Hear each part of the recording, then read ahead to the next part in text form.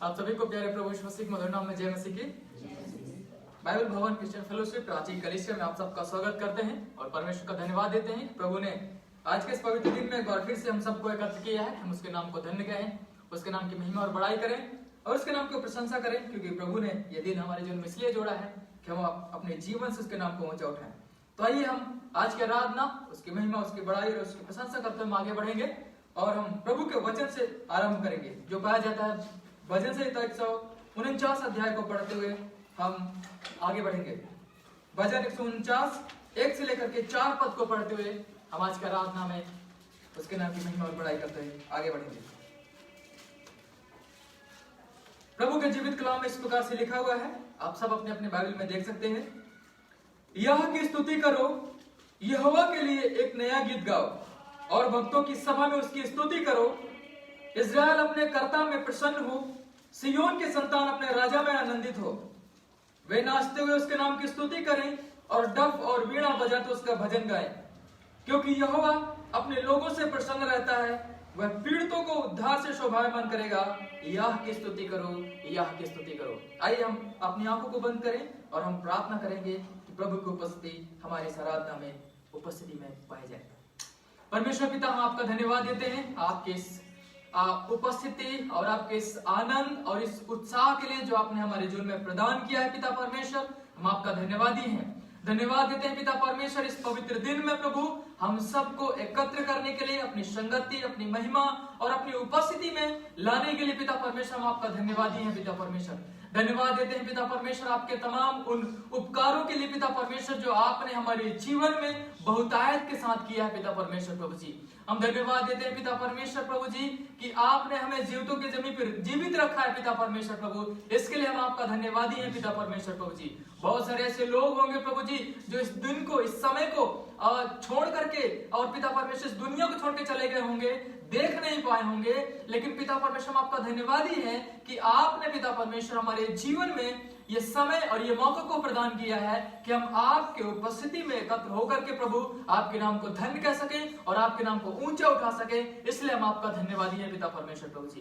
प्रार्थना करते हैं विशेष करके पिता आज के आराधना के लिए, आज के इस पिता परमेश्वर प्रभु संगति के लिए। पिता परमेश्वर प्रभु हम दुआ करते हैं प्रभु आपकी उपस्थिति पाई जाए, आपका अगुवाई पाई जाए और आपका मार्गदर्शन पाया जाए। पिता परमेश्वर प्रभु जी, शुरू से लेकर के अंत तक पिता सिर्फ और सिर्फ आप ही अगुवाई और आप ही मार्गदर्शन करें, आप ही संचालन करता और आप ही पिता परमेश्वर प्रभु हमारे इस संगति को प्रभु जी पूर्ण करने वाले परमेश्वर आप ही है पिता। इसलिए हम आपसे दुआ करते हैं कि हमें से प्रत्येक के जीवन को प्रभु आपके हाथों में देते पिता परमेश्वर प्रभु जी, चाहे वो ऑनलाइन के माध्यम से जुड़ रहे हो या पिता परमेश्वर जहां कहीं भी जिस भी स्थान में पिता परमेश्वर प्रभु आपके नाम की बड़ाई करने के लिए हमारे साथ में पिता स्तुति और महिमा करते हैं प्रभु।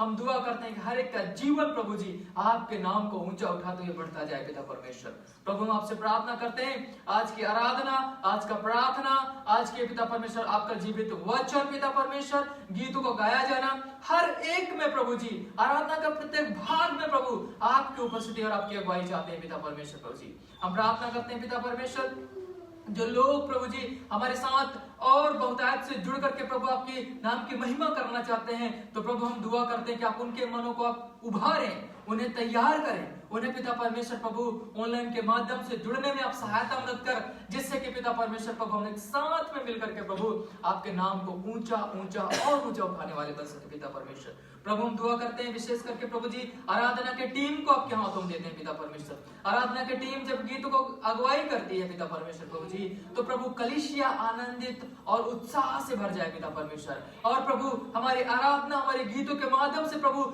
आपके नाम की ऊंचा होने वाला बन सके पिता परमेश्वर, और आपके नाम को हम ऊंचा उठा सके। पिता परमेश्वर प्रभु जी दुआ करते हैं विशेष करके पिता परमेश्वर प्रभु हमारे प्रभु जी आपके दास के लिए हम प्रार्थना करते हैं पिता जो वचन को लेकर के आएंगे। पिता परमेश्वर प्रभु जी हम प्रार्थना करते हैं पिता आज का वचन प्रभु हमारे हृदय, हमारे मन, हमारे विचारों में पिता परमेश्वर जो भी प्रभु जी विचार में पिता परमेश्वर हलचल है प्रभु जी, उन सारे हलचलों से पिता परमेश्वर प्रभु जी आज का वचन हमें निजात दे सके और प्रभु हमें अपने जीवन में पिता परमेश्वर बढ़ने के लिए चुनौती प्रदान करने वाला बन सके। पिता परमेश्वर हम अपने आत्मिक जीवन में पिता अपने आप को जांच सकें, देख सकें, परख सकें और प्रभु आज का वचन प्रभु हमें उभारे और तैयार करे प्रभु जी, ताकि हम पिता परमेश्वर लगातार उसके नाम को धन्य कहते हुए उसके संगति में जीवन को जी सके पिता परमेश्वर।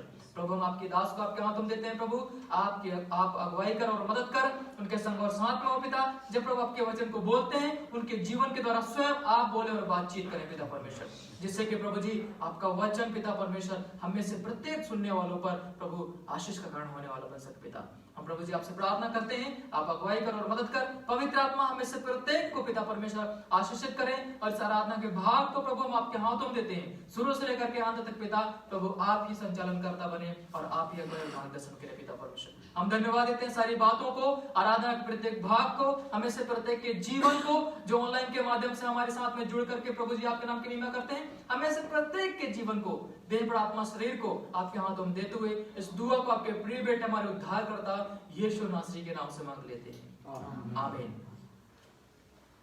परमेश्वर का धन्यवाद हो कि परमेश्वर की उपस्थिति में आज के इस पवित्र दिन में जब हम एकत्र हुए हैं तो उसके नाम को धन्य कहेंगे, उसके नाम की महिमा करेंगे।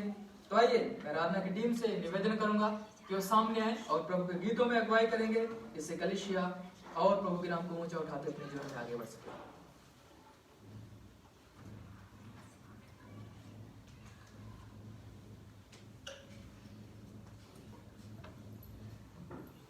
आप सबको जय मसीह की। आइए हम आराधना करते हैं और शायरी गीतों से शुरुआत करेंगे। गीत का बोले एको दिना उड़ी चली जाबो, एको दिना उड़ी चली जाबो दरिया हरे हाय, सुंदर काया माटी में मिल जाबो दरिया हरे हाय,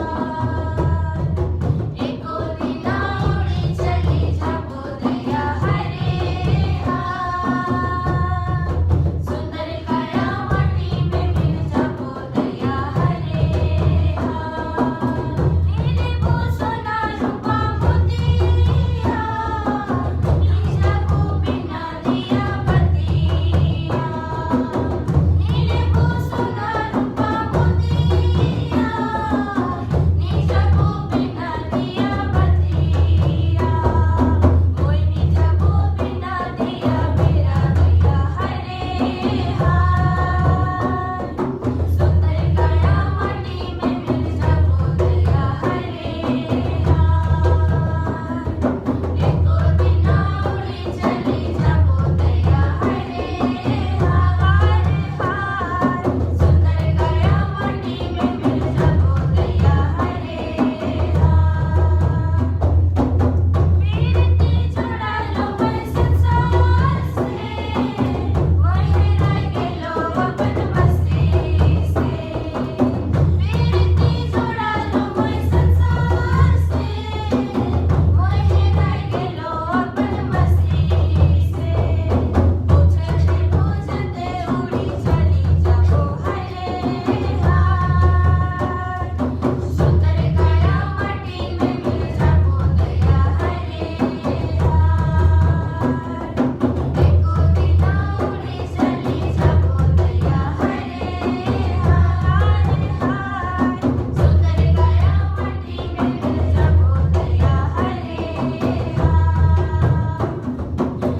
भूल जाबो दुनिया कर माया के, छोड़ जाबो सुंदर अपन काया के, भूल जाबो दुनिया कर माया के, छोड़ जाबो सुंदर अपन काया के, हरियाला दुनिया में जाबो दया हरे हाय, सुंदर काया माटी में मिल जाबो दया हरे हाय, एको दिना उड़ी चली जाबो दया हरे हाय, सुंदर काया माटी में मिल जाबो दया हरे हाय।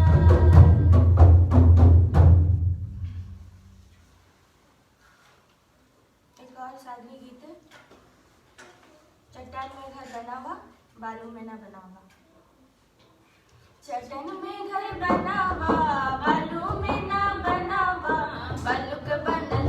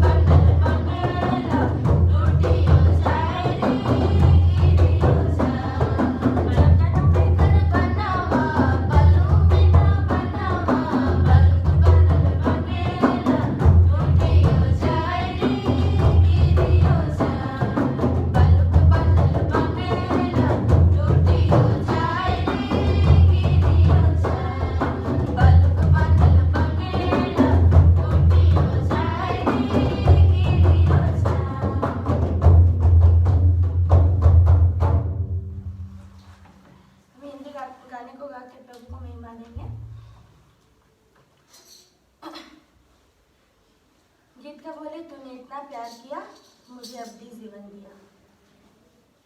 तूने इतना प्यार किया मुझे अब दी जीवन दिया।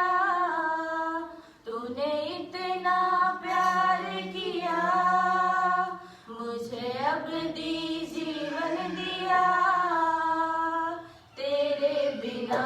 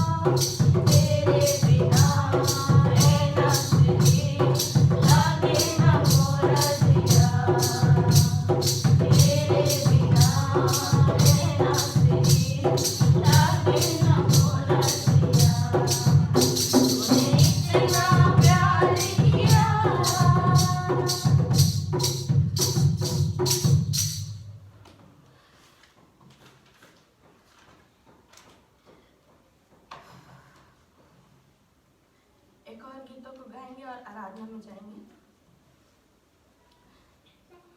गीत का बोल है तेरी स्तुति मैं करूं आराधना करूं। तेरी स्तुति मैं करूं आराधना मैं करूं दिल से दिल से। तेरी स्तुति मैं करूं आराधना करूं दिल से दिल से।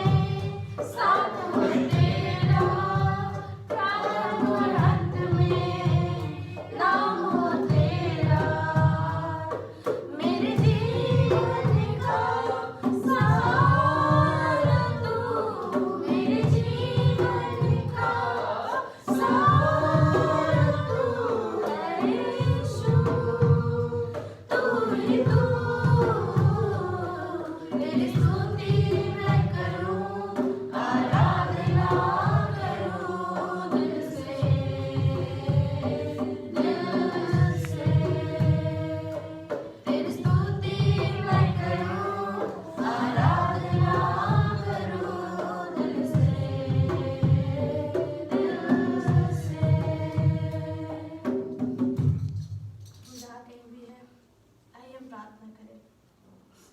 धन्यवाद पिता परमेश्वर प्रभु, धन्यवाद मेरे राजा प्रभु। मैं तेरा धन्यवादी हूँ पिता कि आज तूने अपनी आत्मा में भर के हम सबको पिता आराधना करने में सहायता किया प्रभु। सचमुच पिता, जब हम तेरी आत्मिकता में आते हैं पिता, हम भूल जाते हैं कि हम कहाँ पे हैं प्रभु। तेरी आत्मा हमें शोकित करती है, हमें परमेश्वर बतलाती है पिता। सचमुच प्रभु, आज संसार को दिखाने के लिए हम यहाँ इकट्ठे नहीं हुए प्रभु, लेकिन आपको प्रसन्न करने के लिए हम इकट्ठे हुए मेरे पिता। सचमुच पिता परमेश्वर प्रभु, हम आपसे प्रार्थना करते हैं। तेरा वचन कहता है, मैंने निर्बुद्धियों को इसलिए चुना ताकि ज्ञानवानों को लज्जित करूं। पिता, यहाँ से बहुत ऐसे लोग हैं प्रभु जो आज कम पढ़े लिखे हैं, और बहुत ऐसे लोग हैं जो ज्यादा पढ़े लिखे हैं, बहुत ऐसे हैं पिता जो मीडियम है प्रभु। हे पिता, आप परमेश्वर धूरी में से उठा के शिरोमणि बनाते हैं मेरे प्रभु। सचमुच पिता, हम आपसे प्रार्थना करते हैं पिता कि आज प्रभु जो कमजोर है आप उसको प्रभु सहायता दीजिए पिता। जो खुद को निर्बल समझते हैं आप उसको बलवंत कर दीजिए प्रभु, ताकि पिता वो तेरे वचन को लेकर के हर एक जगह जगह फैलाने वाले होने पाए प्रभु। इस गीत के माध्यम से पिता आपको महिमा मिले प्रभु। हम टूटे फूटे हैं पिता आपकी नजरों में, लेकिन परमेश्वर हम विश्वास करते हैं आपने हमारी आराधना को ग्रहण किया है पिता। धन्यवाद करते प्रभु, सारा आदर महिमा गौरव प्रशंसा जलाल आपको देते प्रभु। दुआ यीशु मसीह के नाम से मांगते हैं, आमीन।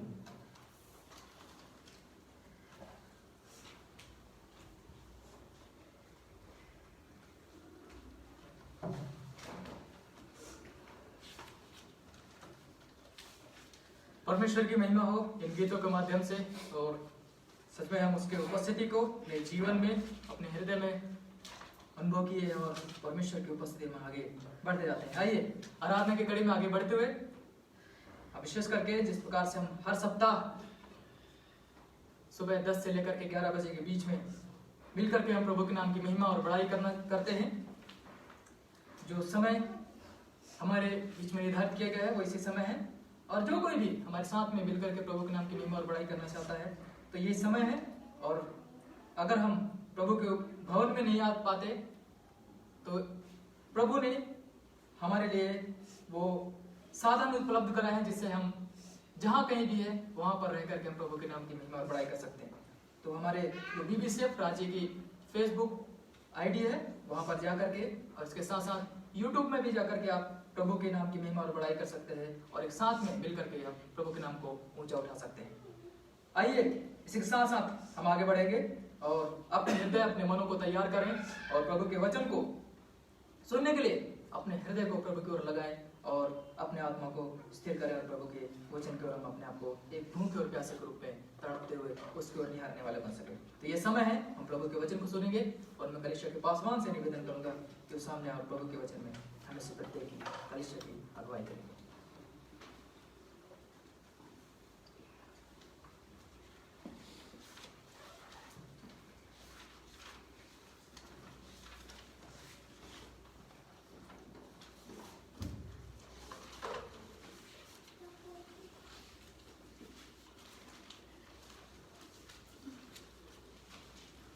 आइए हम लोग आज का जो वचन है उत्पत्ति उसका 7 अध्याय हम लोग देखेंगे। उत्पत्ति उसका 7 अध्याय पूरा अध्याय हम लोग देखेंगे। हम सब जहाँ कहीं भी हैं वचन के आदर के लिए मेहरबानी से अपने स्थानों पर खड़े हो जाएंगे। वचन में यहाँ इस प्रकार लिखा हुआ है, तब यहोवा ने नूह से कहा, तू अपने समस्त घराने सहित जहाज में प्रवेश कर, क्योंकि इस पीढ़ी में तू ही मुझे धर्मी दिखाई देता है। तू अपने साथ शुद्ध पशु की प्रत्येक जाति में से नर और उसकी मादा के साथ साथ जोड़े लेना, और जो अशुद्ध पशु हैं उनमें से एक जोड़ा लेना, अर्थात नर और उसकी मादा। आकाश के पक्षियों में से भी नर और मादा के साथ साथ जोड़े लेना, कि उनका वंश सारी पृथ्वी पर बचा रहे, क्योंकि 7 दिन के बाद मैं पृथ्वी पर 40 दिन और 40 रात तक जल बरसाता रहूंगा, और मैं प्रत्येक प्राणी को जिसे मैंने सृजा है पृथ्वी पर से मिटा दूंगा। और यहोवा ने नूह को जैसी आज्ञा दी थी उसने सब कुछ वैसा ही किया। जब जल प्रलय पृथ्वी पर आया उस समय नूह की आयु 600 वर्ष की थी। तब जल प्रलय के कारण नूह ने अपने पुत्रों, अपनी पत्नी और अपनी बहुओं के साथ जहाज में प्रवेश किया। शुद्ध और अशुद्ध पशु पक्षियों और भूमि पर रेंगने वाले प्रत्येक प्रकार के जंतुओं में से 2-2 अर्थात नर और मादा करके नूह के साथ जहाज में गए। जैसे परमेश्वर ने नूह को आज्ञा दी थी, तब 7 दिन के पश्चात ऐसा हुआ कि प्रलय का जल पृथ्वी पर आ गया। नूह के जीवन के 600वें वर्ष के दूसरे महीने के ठीक 17वें दिन गहरे जल के सब सोते फूट पड़े और आकाश के झरोखे खुल गए और पृथ्वी पर 40 दिन और 40 रात वर्षा होती रही। ठीक उसी दिन नूह और उसके पुत्र शेम, हाम और एपेर और नूह की पत्नी तथा उसके पुत्रों के साथ उनकी 3 पत्नियां जहाज में गए। वे तथा प्रत्येक जाति के सब बनेले पशु और प्रत्येक जाति के पालतू पशु और पृथ्वी पर रेंगने वाले प्रत्येक जाति के जीव जंतु तथा प्रत्येक जाति के सब पक्षी भी, इस प्रकार सब प्राणी जिनमें जीवन का श्वास था 2-2 करके नूह के पास जहाज में गए। और जिन्होंने प्रवेश किया, जैसा कि परमेश्वर ने उसे आज्ञा दी थी, वे सब प्राणियों में से नर और मादा थे। तब यहोवा ने जहाज को बाहर से बंद कर दिया।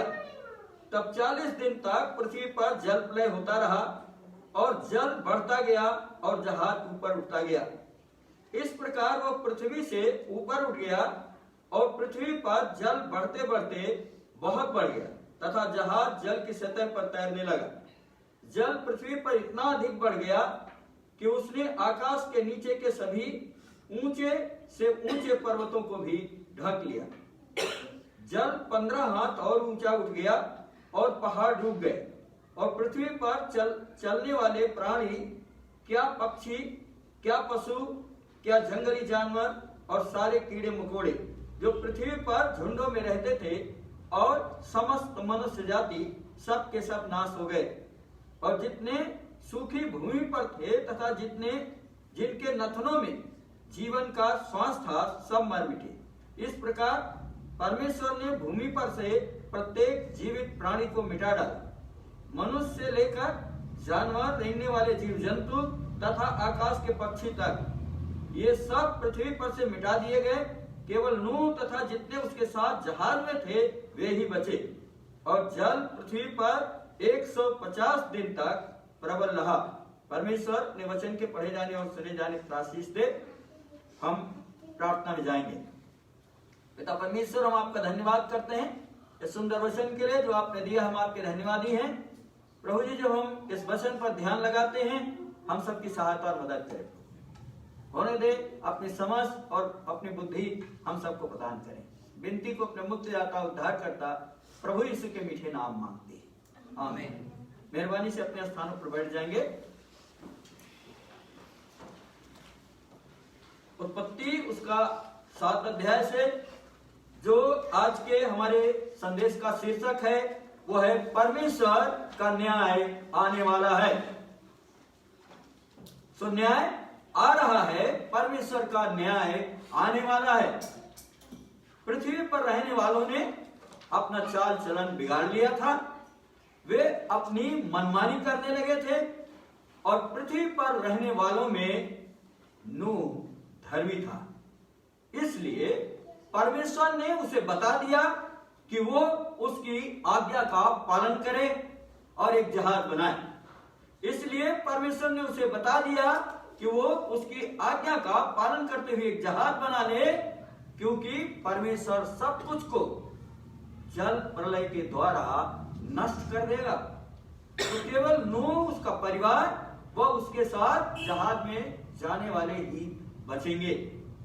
और ये परमेश्वर का अनुग्रह था। न्याय के संदेश को लोगों ने अनसुना किया। उन्होंने सुना नहीं बल्कि उन्होंने अनसुना किया। सो सावधान रहें। उस समय के लोगों ने, नूह के समय के लोगों ने न्याय के संदेश को अनसुना किया, लेकिन हम सावधान रहें, हम परमेश्वर के संदेश को अनसुना ना करें। पहला जो संदेश का बिंदु है वो है बचाव के स्थान में जाएं। 7 अध्याय 1 से 5 पद में बचाव के स्थान को जाएं। तो परमेश्वर ने नूह को बता दिया कि उसकी आज्ञा के अनुसार नूह वो सब करे जो परमेश्वर ने कहा है। तो सबको लेकर जहाज में चला जाए, और नूह ने परमेश्वर की आज्ञा का पालन किया। तो इसके पहले कि परमेश्वर का न्याय आ जाए, हम बचाव के स्थान में चले जाएं। ये हमारे और आपके लिए जरूरी है कि इसके पहले कि परमेश्वर का न्याय का दिन आ जाए, हम बचाव के स्थान में चले जाएं। सो परमेश्वर की आज्ञा का पालन करें और अनाज्ञाकारिता बंद कर दें। क्यों? क्योंकि न्याय आने वाला है। दूसरा जो बिंदु है 6 से 10 पद में, चुने हुए बचाव के स्थान में। सो जिनको परमेश्वर ने चुना था, वे सब के सब नूह के साथ जहाज में चले गए। सो समय रहते सचेत हो जाएं, सही मार्ग अपनाएं, परमेश्वर द्वारा निर्धारित स्थान में चले जाएं, जिससे कि हमारे प्राण बच जाएं। और बचाव सिर्फ परमेश्वर के पास है और किसी के पास नहीं है। बचाव का स्थान परमेश्वर है, प्रभु यीशु मसीह है। परमेश्वर के सिवा और कोई बचाव का स्थान नहीं है। इसलिए हम बचाव के स्थान में चले जाएं। तीसरा जो बिंदु है 11 से 16 पद में, बचाव के स्थान का दरवाजा बंद हो गया। सो बचाव के स्थान में जाएं, चुने हुए बचाव के स्थान में, और बचाव के स्थान का दरवाजा बंद हो गया। सो जब सब चुने हुए लोग जहाज के अंदर चले गए, तो जहाज का दरवाजा परमेश्वर ने बंद कर दिया। तो न्याय के दिन इसी प्रकार से प्रवेश द्वार बंद कर दिया जाएगा। हम सब नया नियम में पढ़ते हैं 10 कुंवारियों के दृष्टांत को। प्रभु यीशु मसीह ने 10 कुंवारियों के दृष्टांत में स्पष्ट कर दिया है कि जो सचेत नहीं रहेंगे वे अंदर नहीं जाने पाएंगे। सो सचेत रहें और तैयार रहें। तैयार लोग अंदर जाएंगे और दरवाजा बंद कर दिया जाएगा। जैसे ही तैयार लोग अंदर जाएंगे, दरवाजा बंद कर दिया जाएगा। सो जो सचेत रहेंगे वो अंदर जाएंगे। सो जो सचेत और तैयार नहीं है वे बाहर रह जाएंगे। दूल्हा इंतजार नहीं करेगा। सो ये 10 कुंवारियों में 5 तैयार थी और 5 तैयार नहीं थी। 5 के पास तेल था और 5 के पास तेल नहीं था मसाल में डालने के लिए। और जब दूल्हा आया, शोर मचा, 5 जो तैयार थी वो अंदर चली गई और दरवाजा बंद कर दिया गया।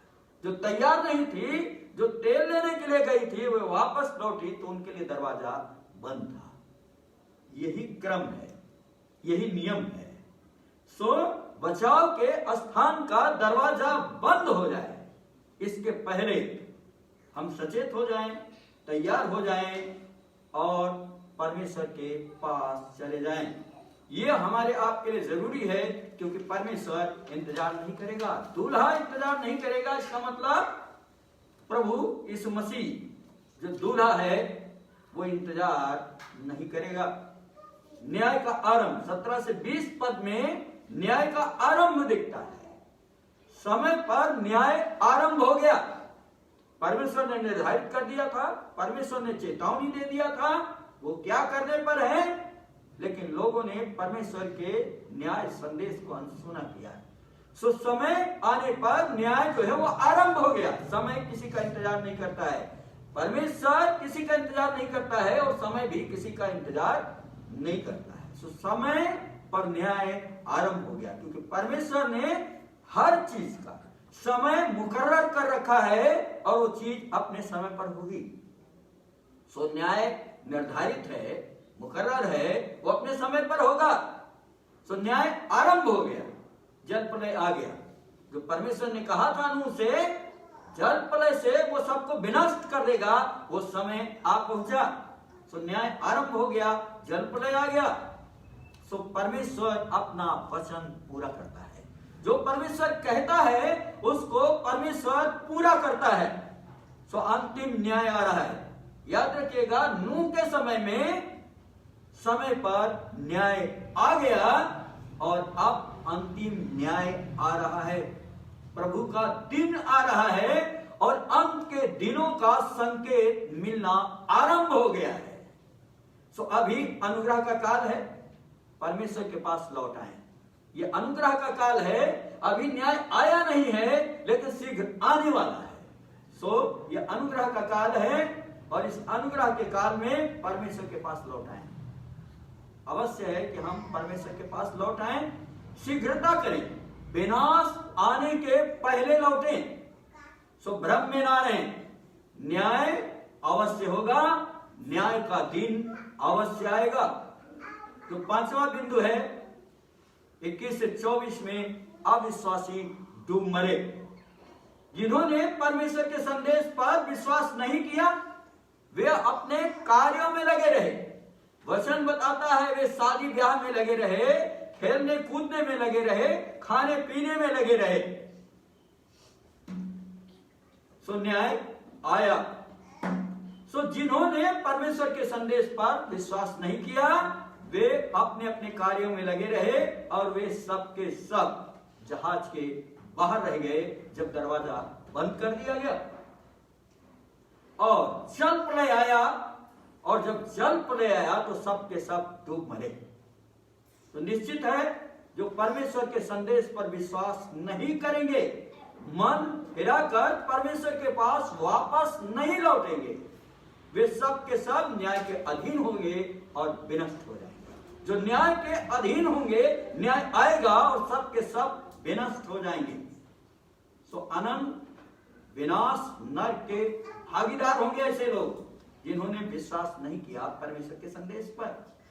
और जहां सीखना होगा, चिल्लाना होगा और पीड़ा ही पीड़ा होगी।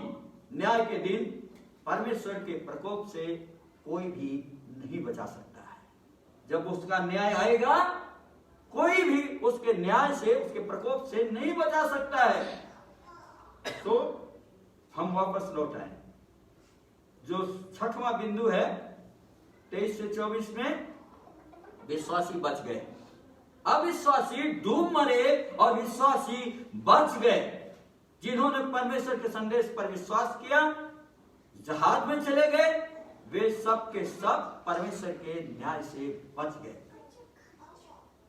तो न्याय आ रहा है, समय निर्धारित है परंतु हमें पता नहीं है। तो न्याय आ रहा है, अवश्य न्याय होगा, समय निर्धारित भी है लेकिन हमको और आपको वो समय पता नहीं है, वो केवल और केवल परमेश्वर जानता है। सो वचन बताता है प्रभु का ये दिन, न्याय का ये दिन अचानक से आएगा, चोर के समान आएगा। और हमको आपको पता है चोर जब आता है बता के नहीं आता है, पता नहीं होता है, इसका मतलब है अचानक से। सो अचानक से न्याय का दिन आ पड़ेगा, ये सब कुछ अचानक से होगा। इसलिए विश्वास करें, वापस लौट आए, क्रूसित प्रभु यीशु मसीह पर विश्वास करके परमेश्वर की शरण में आ जाएं।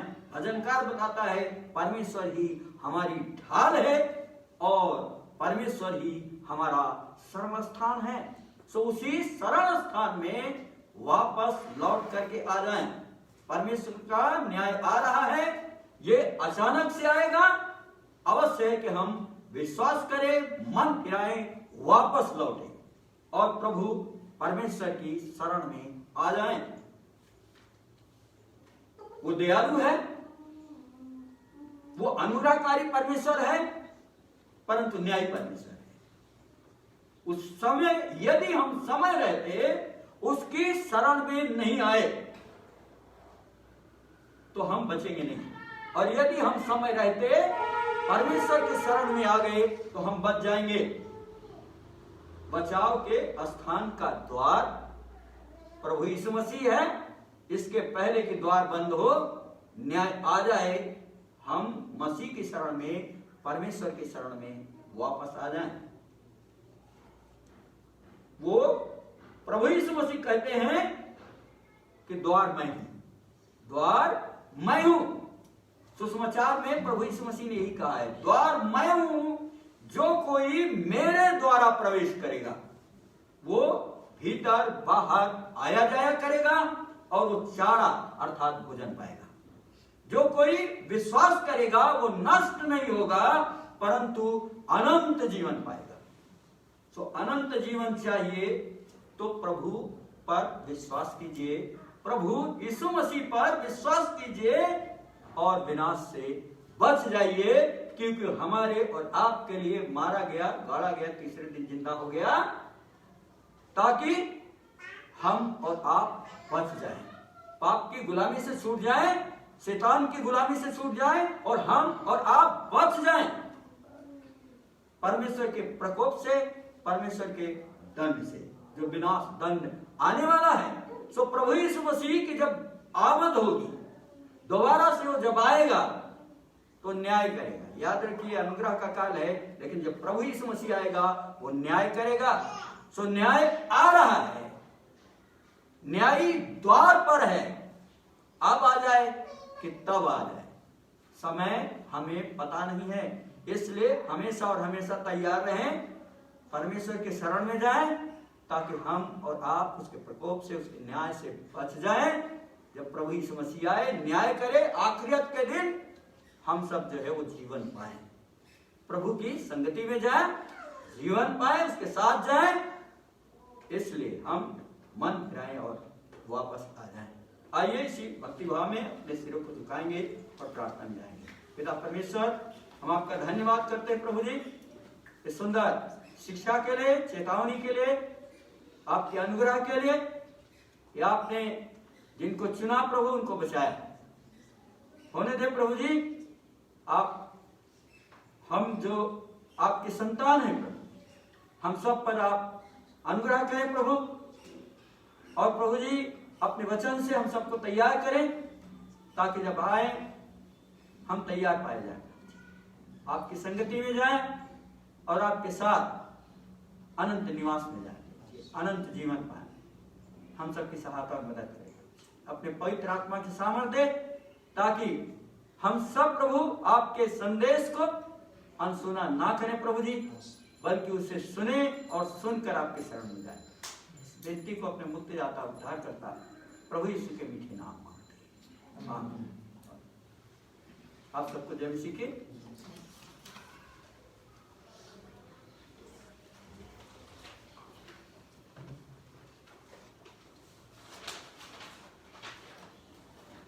सच में परमेश्वर अनुग्रहकारी, दयालु और प्रेमी परमेश्वर है, जिसके उपस्थिति में हम और आप पाए जाते हैं और उसके नाम को धन के तो अपने जीवन में आगे बढ़ते हैं।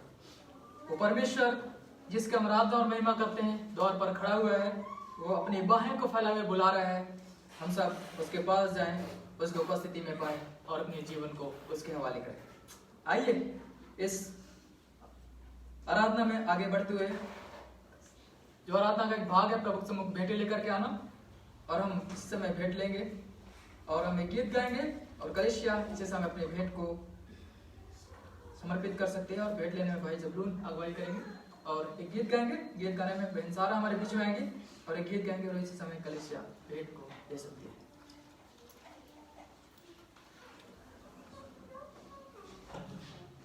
वो चल के मेरी आत्मा में चमके, मैं नाचूंगा, मैं गाऊंगा, यीशु ने मुझे बचाया।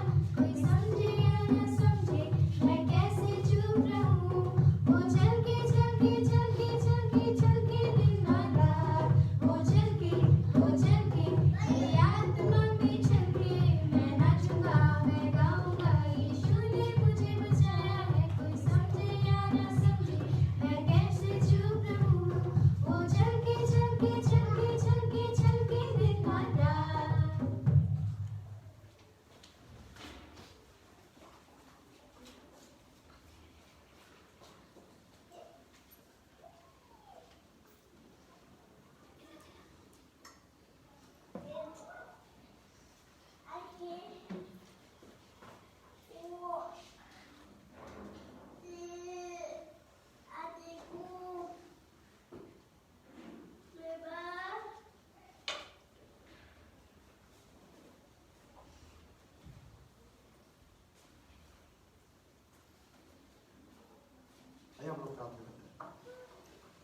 पिता परमेश्वर प्रभु जी आपका धन्यवाद करते हैं प्रभु, धन्यवाद करते हैं प्रभु जी आज का दिन के लिए प्रभु, आपके समूह पिता परमेश्वर प्रभु हम आराधना किए प्रभु, इसका आपको धन्यवाद देते हैं।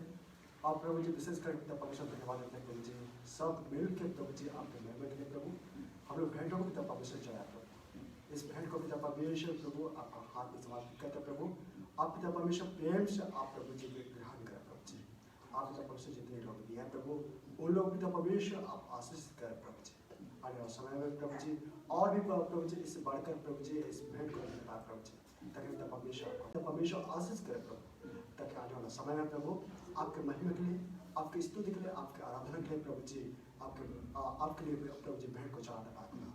धन्यवाद देते हैं प्रभु जी इस भेंट को प्रभु आपने ग्रहण किया प्रभु, उसके लिए धन्यवाद देते हैं। धन्यवाद देते हैं इस दिन इस मुश्किल नाम से करते हैं आमीन।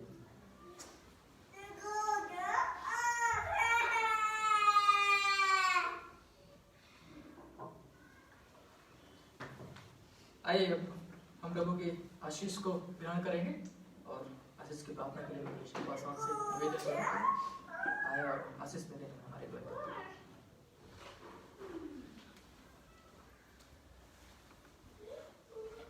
आइए आशीष की प्रार्थना के लिए हम जहाँ करेंगे मेहरबानी सबके स्थान पर खड़े हो जाएंगे।